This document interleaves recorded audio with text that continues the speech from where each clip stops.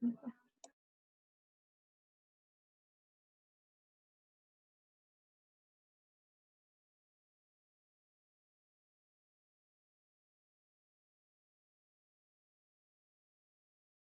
kayak udah direkam belum? Udah. Oke, aku mulai ya. Ya. Di sini kami dari kelompok 2 yang beranggotakan saya sendiri, Ana Agung Istri Intan Pratiwi, NPM 118, dan rekan saya. Dan Kompiang Divianata Putra, NPM 089. Di sini kami akan mempresentasikan proposal penelitian kami yang berjudul Pengaruh Laporan Keuangan dan Return on Asset terhadap return saham pada perusahaan perbankan yang terdaftar di Bursa Efek Indonesia periode 2018 dan 2019. Dimulai dari yang pertama, yaitu pendahuluan. Bisa di-share itunya, videonya? Video apa? Aku nggak ada buat video. Video proposalmu di-share. Kita tinggal nampilin itu aja. Kan ada share konten tuh. Tunggu deh. Ya, kayak bisa tolong nggak sih ya? Oke, host. Kalau aku bisa nge-share nggak sih, apa hostnya yang nge-share? Hostnya aja. Aku ngerti. Ya udah kalau gitu nggak apa-apa, lanjut aja. Oke, dari pendahuluan, latar belakang, latar belakang permasalahannya.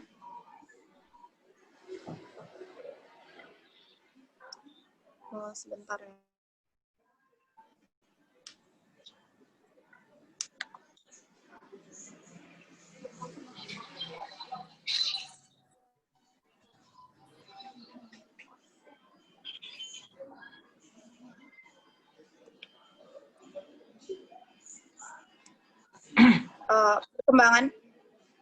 Perkembangan pasar modal sangat diperlukan dalam perekonomian Indonesia saat ini.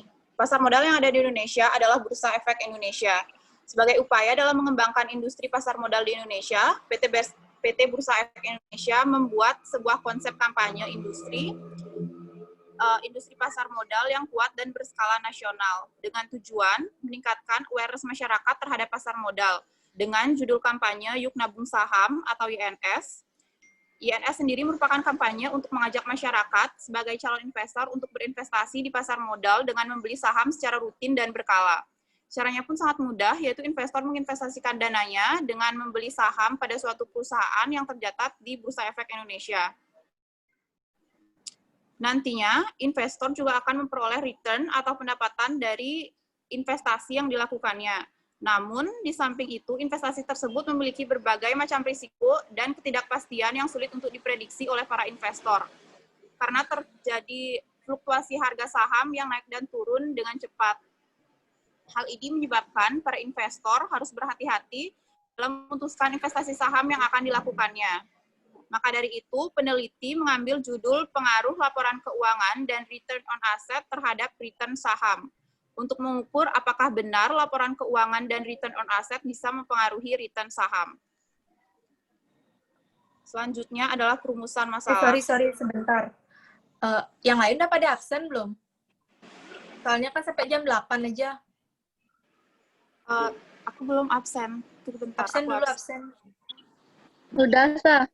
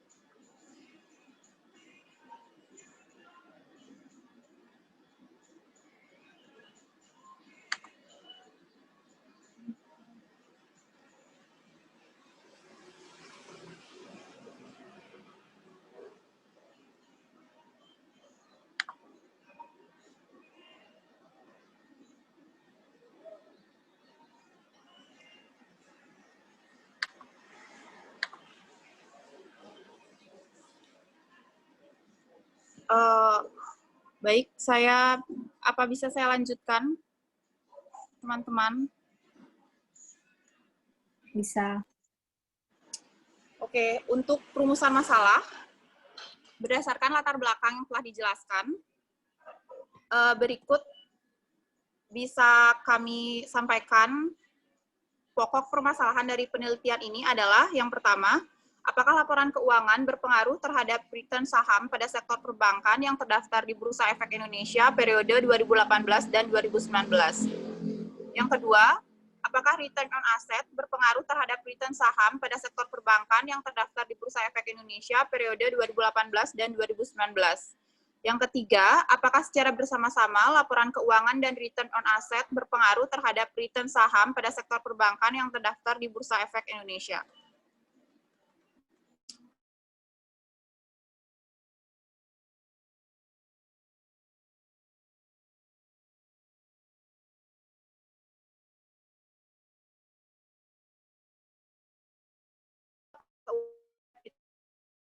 Perbankan yang terdaftar di Bursa Efek Indonesia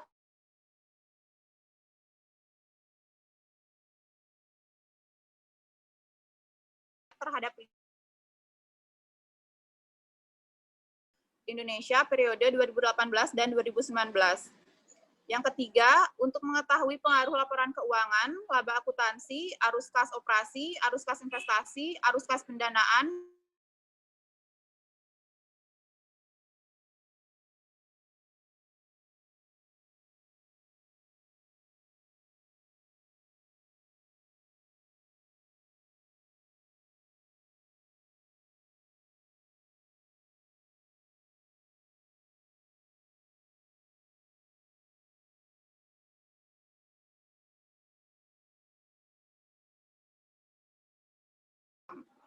yang kedua, untuk emiten, dapat dijadikan dasar pertimbangan sebagai usaha untuk menarik investor, serta masukan bagi emiten mengenai manfaat laporan keuangan dan rasio return on asset atau ROA.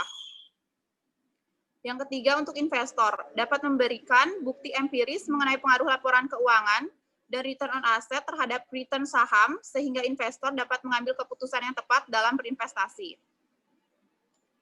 Selanjutnya, kegunaan secara teoritis. Penelitian ini diharapkan dapat menambah bukti empiris pada manajemen keuangan, khususnya mengenai pengaruh laporan keuangan dan return on asset terhadap return saham. Selanjutnya, tinjauan pustaka. Yang pertama, landasan teori. Landasan teori merupakan bagian penelitian yang memuat teori-teori yang berasal dari studi keperpustakaan yang digunakan sebagai acuan dalam penelitian Dalam penelitian ini ada 5 landasan teori yang terdiri dari yang pertama pasar modal, yang kedua laporan keuangan, yang ketiga return on asset, yang keempat saham, dan yang kelima return on saham. Publikasi penelitian sebelumnya. Di sini ada 5 publikasi penelitian sebelumnya. Yang pertama, penelitian dari Agung Heri Setiawan tahun 2016 dengan judul Pengaruh Kinerja Keuangan terhadap Perubahan Harga Saham pada Perusahaan Perbankan di Bursa Efek Indonesia. Objek dari penelitian ini adalah perusahaan perbankan yang go publik di Bursa Efek Indonesia. Tujuan penelitian untuk memberi bukti yang empiris mengenai kinerja keuangan perusahaan perbankan yang diukur dalam 5 variabel, yaitu yang pertama return on asset, return on equity, CAR, NPM, loan to deposit ratio, dan RORA. Perbedaannya, yang pertama dari periode, yang kedua CAR, RORA, NPM, dan LDR. Persamaannya adalah perusahaan perbankan yang go publik di Bursa Efek Indonesia dan return on asset. Penelitian kedua dari Sandre Sutanto tahun 2017 dengan judul Faktor-faktor yang mempengaruhi harga saham di Bursa Efek Jakarta. Objeknya perusahaan manufaktur yang go publik di Bursa Efek Jakarta. Tujuan penelitian Yang pertama, untuk mengetahui seberapa besar pengaruh tingkat bunga, earning per share, dividend payout ratio, dan return on asset secara bersama-sama terhadap perubahan harga saham perusahaan manufaktur yang go publik di Bursa Efek Jakarta. Perbedaannya dari periode dan juga pengaruh tingkat bunga, earning per share, dividend payout ratio, dan perubahan manufaktur yang go publik di Bursa Efek Jakarta. Sedangkan persamaannya adalah return on asset. Penelitian ketiga dari SIDIQ tahun 2016 dengan judul Pengaruh Laporan Akuntansi Arus Kas, Return on Asset terhadap Return Saham. Objek dari penelitian ini adalah perusahaan manufaktur yang go publik di Bursa Efek Indonesia. Tujuan penelitian untuk memberikan bukti empiris mengenai pengaruh laba akuntansi arus kas, ROA terhadap return saham. ROA itu return on asset ya. Perbedaannya, yang pertama periode, yang kedua laporan akuntansi, dan perusahaan manufaktur yang go publik di Bursa Efek Indonesia. Persamaannya ada return on asset dan arus kas. Penelitian keempat dari Siti Sitarihana tahun 2018 dengan judul Pengaruh ROA, ROE, dan EPS terhadap harga saham PT Unilever Indonesia. Objeknya adalah PT Unilever Indonesia Tbk periode 2018 dan sampai 2014. Tujuan penelitian untuk mengetahui pengaruh return on asset, net profit margin, return on equity, earning per share, dan debt to equity ratio terhadap harga saham. Perbedaannya, NPM, ROE, EPS, EDR, dan industri konsumsi yaitu PT Unilever Indonesia Tbk periode 2007 sampai 2014. Persamaannya adalah return on asset. Yang terakhir, peneliti dari Niluh Putu Dewi Sunari Setiarini tahun 2015 dengan judul Pengaruh Kinerja Keuangan terhadap Return Saham Perusahaan Perbankan di Bursa Efek Indonesia. Objek dari penelitian ini adalah perusahaan perbankan yang go publik di Bursa Efek Indonesia. Tujuan penelitian adalah untuk mengetahui analisis keputusan investasi saham dengan pendekatan price-earning ratio pada perusahaan perbankan yang go publik di Bursa Efek Indonesia. Perbedaannya dari periode dan pendekatan PER. Persamaannya adalah perusahaan perbankan yang go publik di Bursa Efek Indonesia. Selanjutnya adalah kerangka pemikiran. Kerangka pemikiran memberikan dasar konseptual bagi peneliti yang mengidentifikasi jaringan hubungan antara variabel yang dianggap penting bagi penelitian yang dilakukan. Adapun kerangka pemikiran yang memperlihatkan pengaruh laporan keuangan, arus kas aktivitas, kerangka pemikiran di penelitian ini adalah yang pertama untuk memperlihatkan pengaruh laporan keuangan, arus kas aktivitas investasi, arus kas aktivitas terhadap return saham. Dan kerangka pemikirannya bisa dilihat di sini.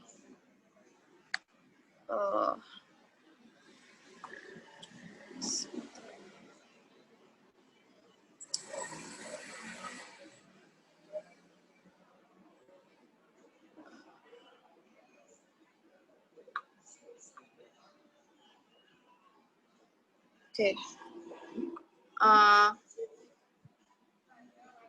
Ini kerangka pemikirannya ya. Jelas nggak kelihatan?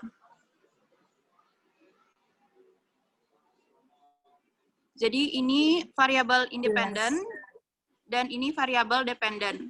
Variabel independen terdiri dari laporan keuangan 1, laporan arus kas aktivitas operasi X2, laporan aktivitas investasi X3, laporan aktivitas pendanaan X4, return on asset return on asset ini X5 ya. Dan untuk variabel dependennya adalah return saham Y. Oke. Selanjutnya adalah hipotesis. Berdasarkan teori yang telah dikemukakan di atas, maka peneliti mengajukan hipotesis yang akan diujikan kebenarannya. Adapun hipotesis yang dijabarkan adalah sebagai berikut. Tadi itu kan ada pas kerangkanya ini. Sorry. Nah, di kerangkanya ini kan ada H1, H2, H4, dan H5. Ini adalah hipotesis. Jadi, peneliti mengajukan hipotesis, laporan keuangan berpengaruh signifikan, X1, yaitu laporan keuangan sangat berpengaruh signifikan terhadap return saham. Yang kedua, X2, berpengaruh signifikan terhadap return saham. Yang ketiga, X3 berpengaruh signifikan terhadap return saham. Yang keempat, X4 berpengaruh signifikan terhadap return saham. Yang kelima, X5 berpengaruh signifikan terhadap return saham. Jadi itu hipotesis dari peneliti yang masih akan diuji kebenarannya. Selanjutnya, mengenai metode penelitian akan dilanjutkan oleh rekan saya, Divya Nata Putra, silakan.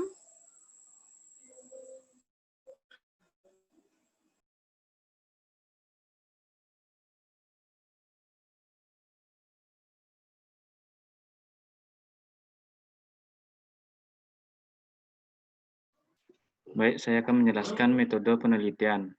Objek penelitian adalah perusahaan perbankan yang terdaftar di Bursa Efek Indonesia periode 2018 dan 2019 milik swasta dan milik pemerintah atau BUMN. Yang kedua ada populasi dan metode penentuan sampel.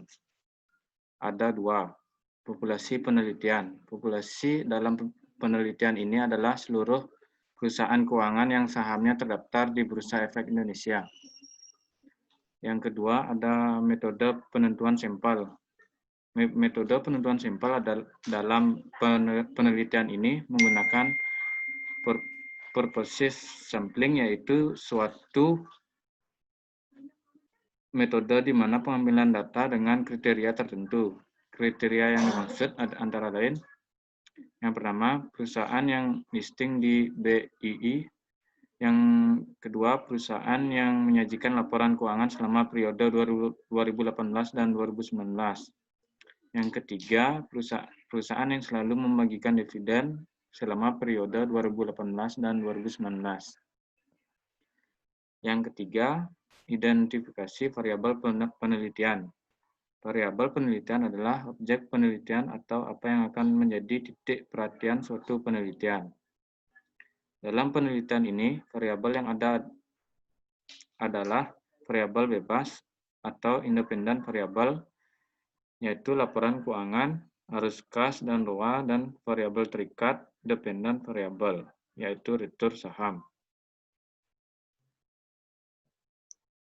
Definisi operasional variabel. Definisi operasional variabel bebas atau bisa disebut independent variabel yang terdiri dari laporan keuangan, arus kas dan ROA, dan variabel terikat atau bisa disebut dependent variabel, yaitu return saham. Definisi dari masing-masing variabel tersebut adalah sebagai berikut. Yang pertama, laporan keuangan. Laporan keuangan adalah laporan keuangan catatan informasi suatu perusahaan pada suatu periode akuntansi yang dapat digunakan untuk menggambarkan kinerja serta penilaian suatu perusahaan. Laporan keuangan terdiri dari laporan laba rugi, laporan ekuitas pemilik, neraca, dan laporan arus kas. Yang kedua, laporan arus kas aktivitas operasi. Laporan arus kas aktivitas operasi adalah laporan melaporkan ikhtisar penerimaan dan pembayaran kas yang menyangkut operasi perusahaan.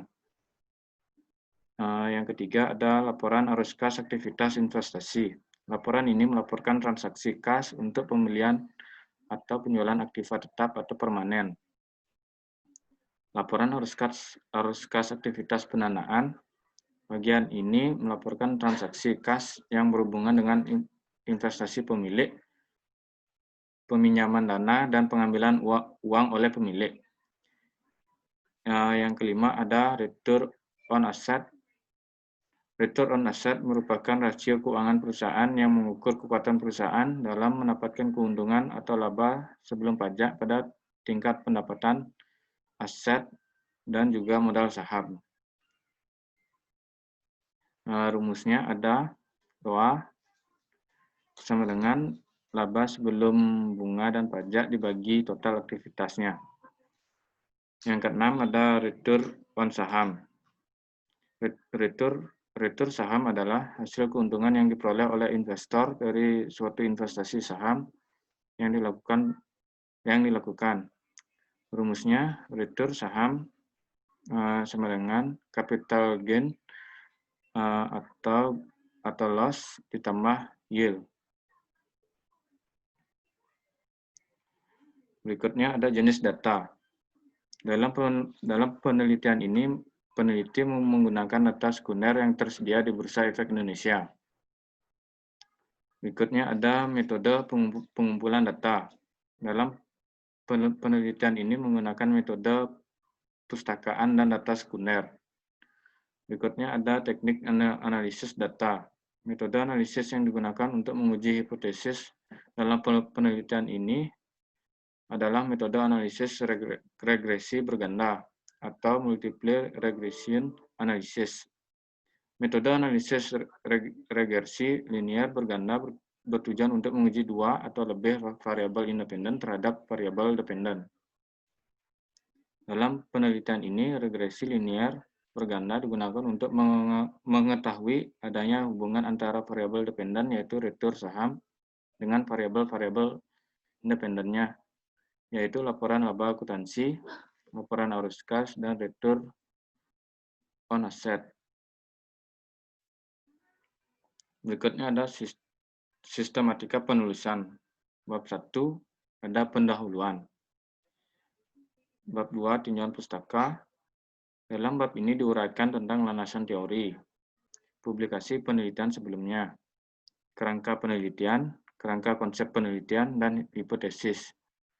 Bab 3 ada metode penelitian. Dalam bab ini diuraikan tentang objek penelitian, populasi, dan metode penentuan sampel. Identifikasi variabel penelitian, definisi variabel, jenis-jenis data, dan teknik analisis data. Bab keempat ada pembahasan hasil penelitian. Dalam bab ini diuraikan tentang gambaran umum perusahaan yang diteliti, deskripsi hasil penelitian, dan pembahasan hasil penelitian. Bab 5 ada penutup. Dalam bab ini berisi tentang kesimpulan penelitian, saran, dan implikasi penelitian.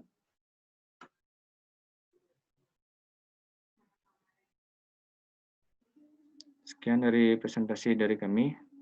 Ada yang ingin ditanyakan?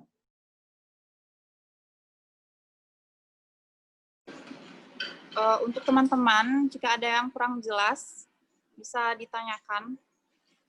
Terima kasih.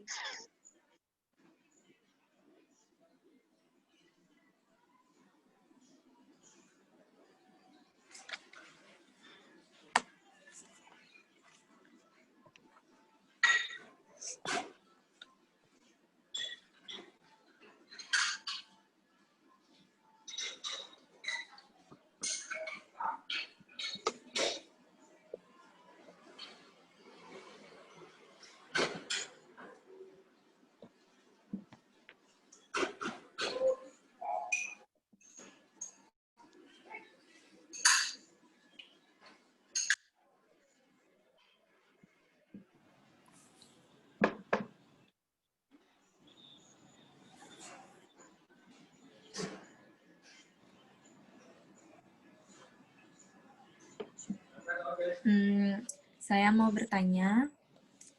Saya Anissa Siva, NPM 107, ingin bertanya. Materi proposalnya kan tentang saham. Saya ingin tahu mengapa saham itu penting. Dan juga tadi kan dijelasin di latar belakang masalahnya itu tentang yuk nabung saham. Nah, saya pengen tahu mengapa pemerintah menggalakkan kampanye yuk nabung saham itu. Terima kasih. Baik, saya akan mencoba menjawab pertanyaan dari Anissa Siva. Maaf, sebelumnya NPM berapa? 107. Oke, untuk pertanyaan yang pertama yaitu apa pentingnya nabung saham? Apa pentingnya saham? Jadi saham itu sangat penting untuk kita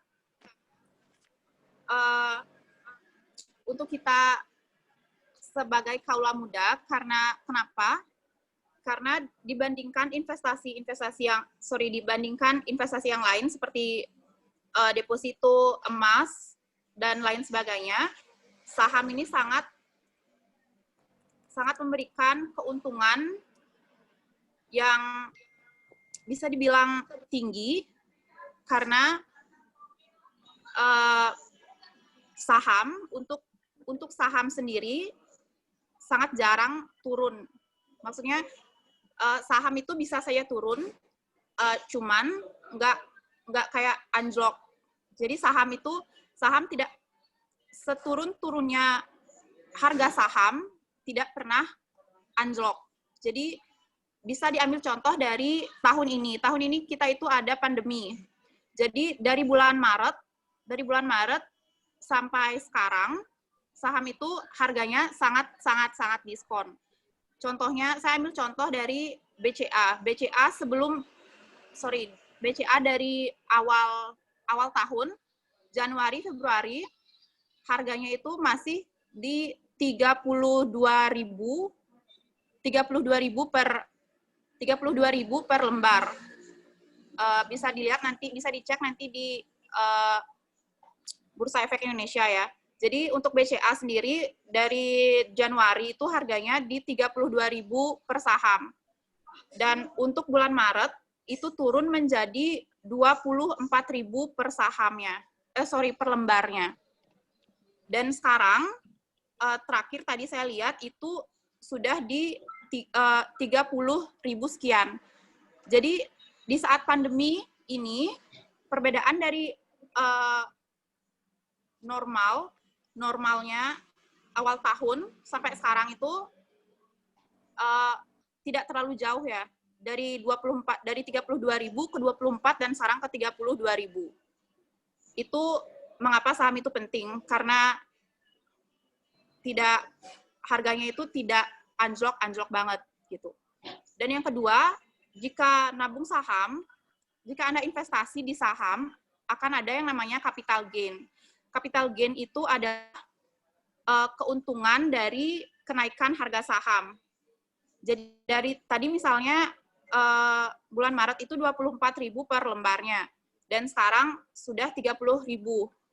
Jadi sudah ada 7.000 untuk capital gain-nya. Dan yang kedua ada dividen. Jadi nanti setiap investor yang menanamkan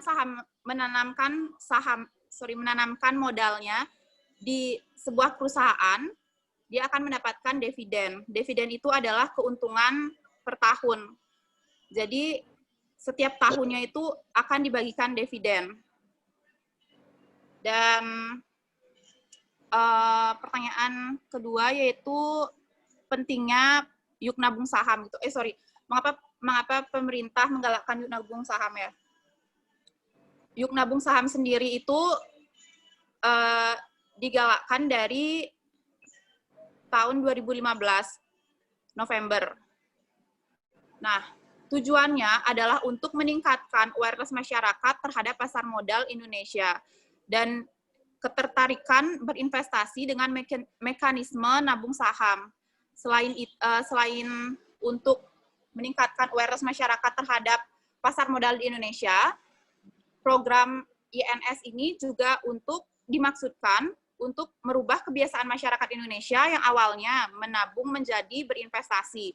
Jadi yang awalnya deposit atau menabung di bank berubah menjadi investasi saham. Sehingga masyarakat Indonesia mulai bergerak dari saving society menjadi investing society. Seperti itu. Bisa diterima, Anissa Siva? Bisa. Terima Baik, kasih. terima kasih.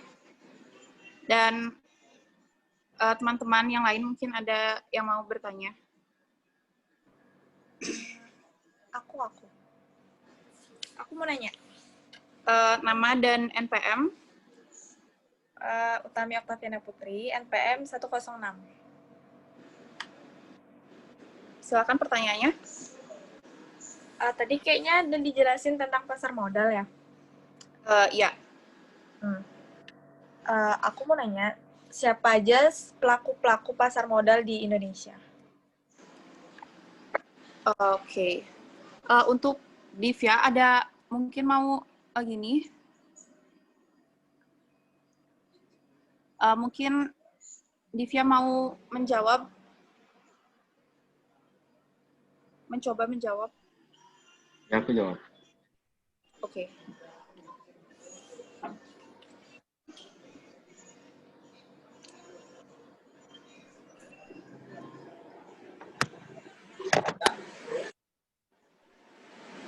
Jawab pertanyaan dari Oktaviana. Siapa pelaku pasar modal?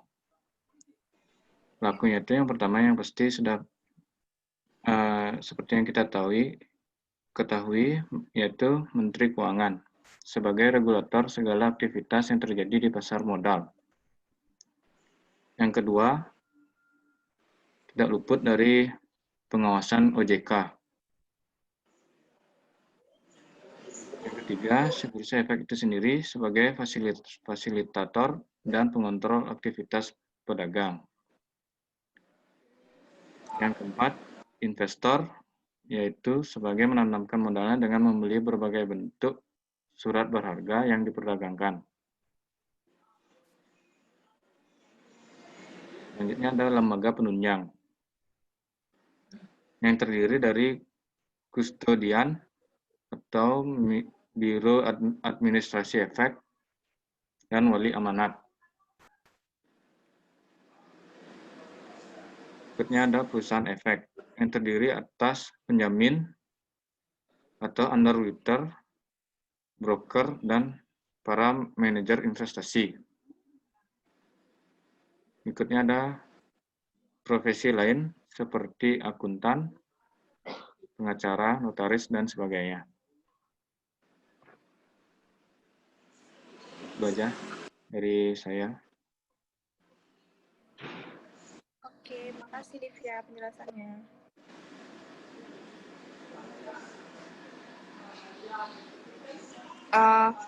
Selanjutnya, apa teman-teman yang lain ada yang mau ditanyakan?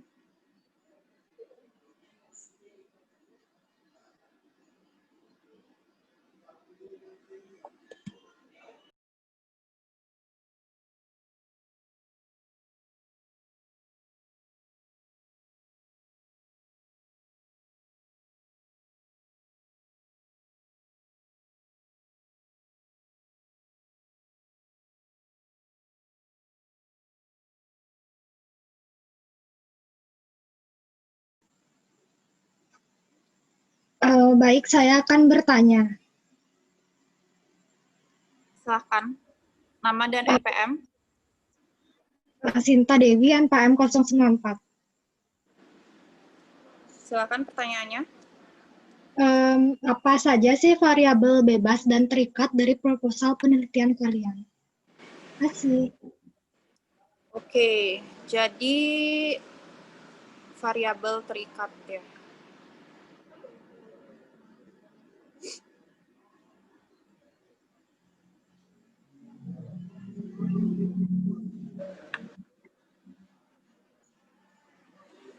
Untuk variabel terikat, mungkin saya akan menjelaskan sedikit definisi variabel terikat dan variabel bebas ya.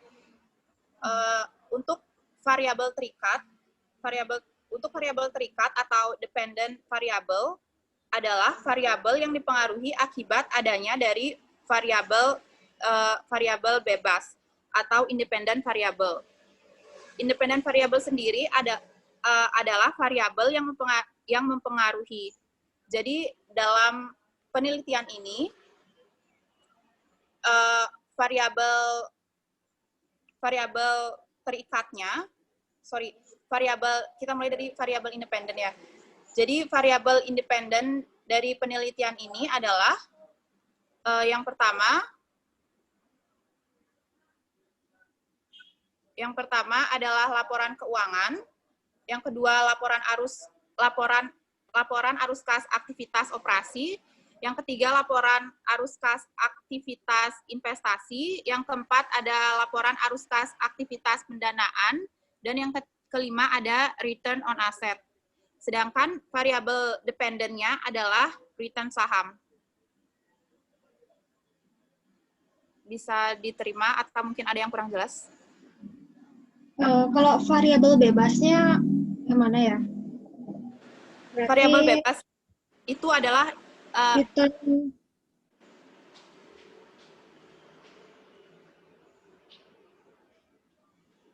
variabel bebas itu,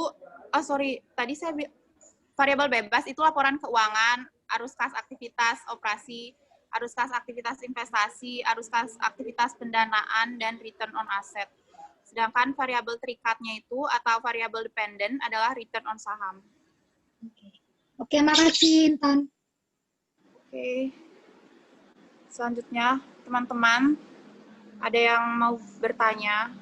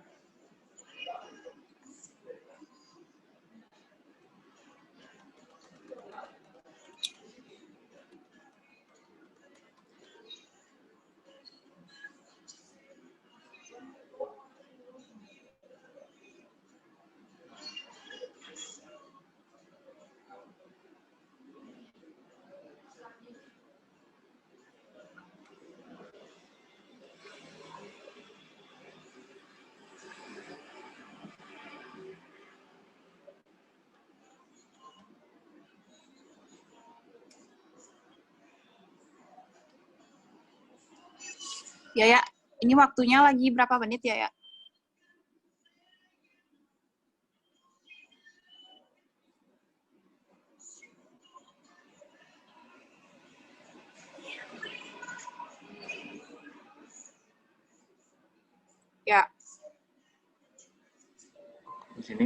Di sini nggak ada waktunya sih.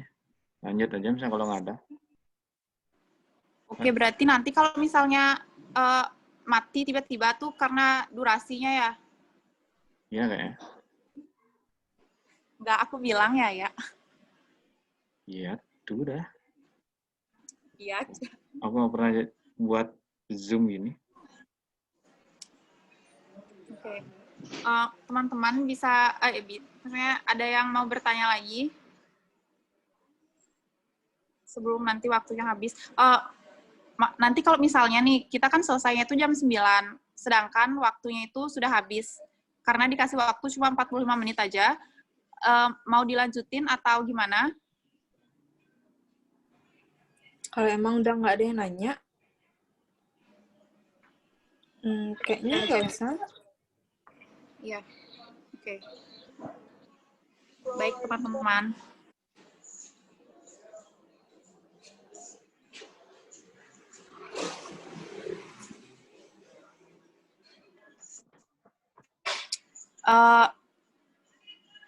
Sorry, ya, aku nggak bisa lihat WA. Suruh aja si Wira nanya, nggak apa-apa.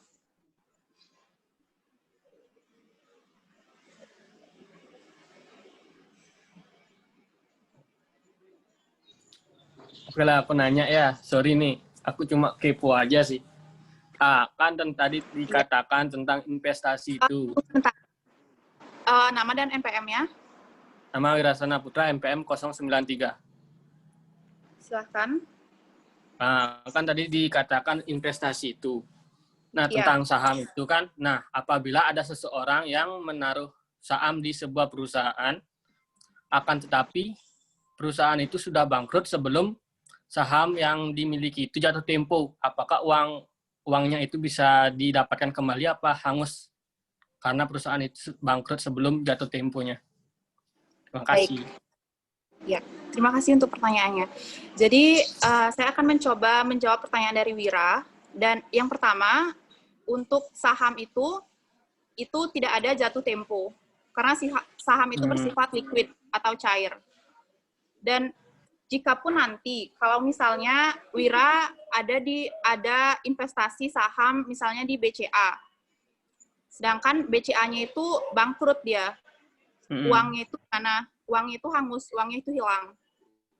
Nah, jadi mengapa itulah pentingnya laporan keuangan dan laporan arus kas di dalam saham ini.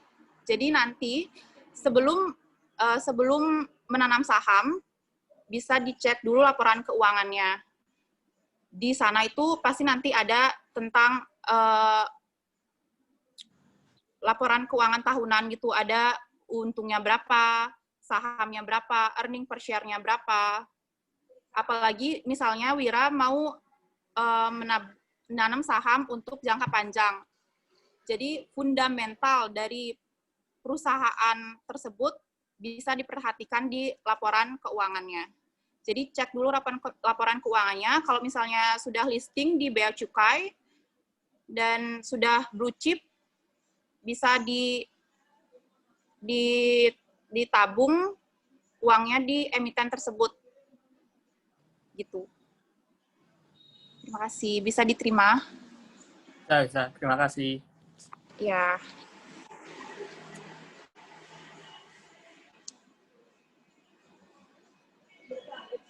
Selanjutnya, apakah ada yang bertanya lagi?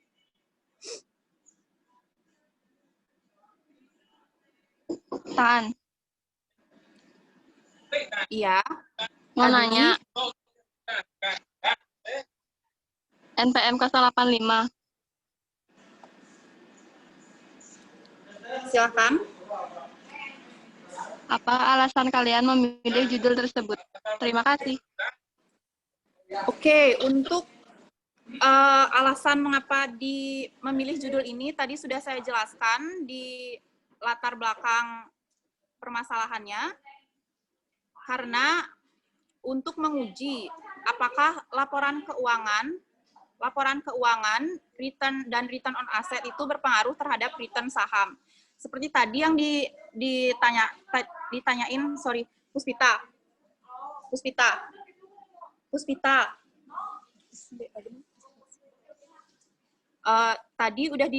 Seperti tadi pertanyaannya Wira, kalau misalnya nanti udah nabung saham, udah nanam saham di suatu emiten, tapi emiten itu bangkrut, apakah uangnya itu hangus gitu.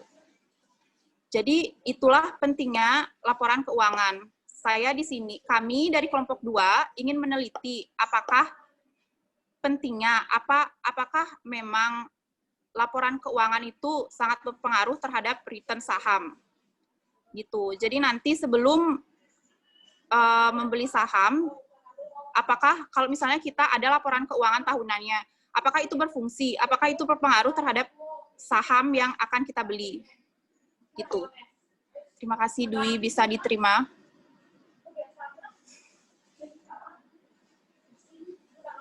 Bisa, terima kasih.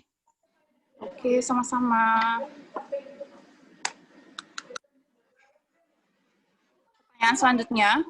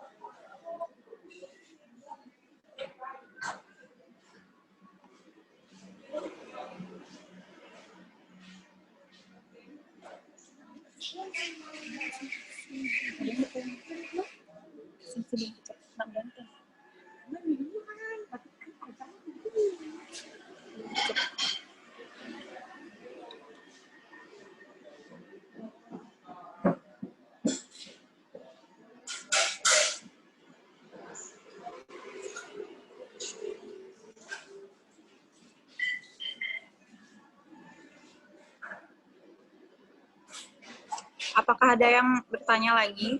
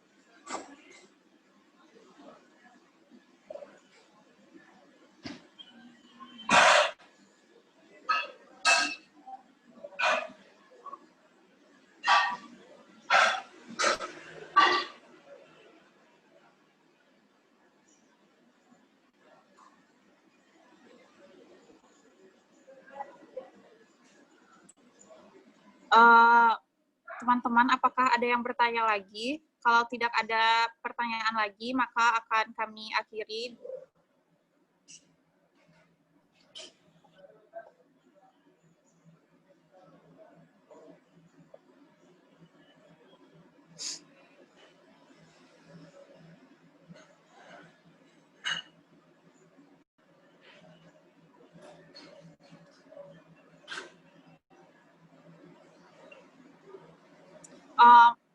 Apakah presentasi saya sudah jelas atau gimana?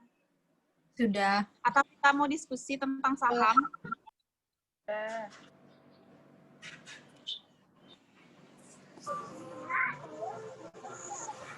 Rasanya sudah jelas. Baik, teman-teman. Akan saya akhiri. Terima kasih sudah. Terima kasih atas waktunya. Dan terima kasih untuk yang sudah join, yang sudah mendengarkan, yang sudah memberikan pertanyaan. Sekian presentasi dari kelompok 2. Atas perhatiannya, saya ucapkan terima kasih. Dan selamat malam. Malam. Malam.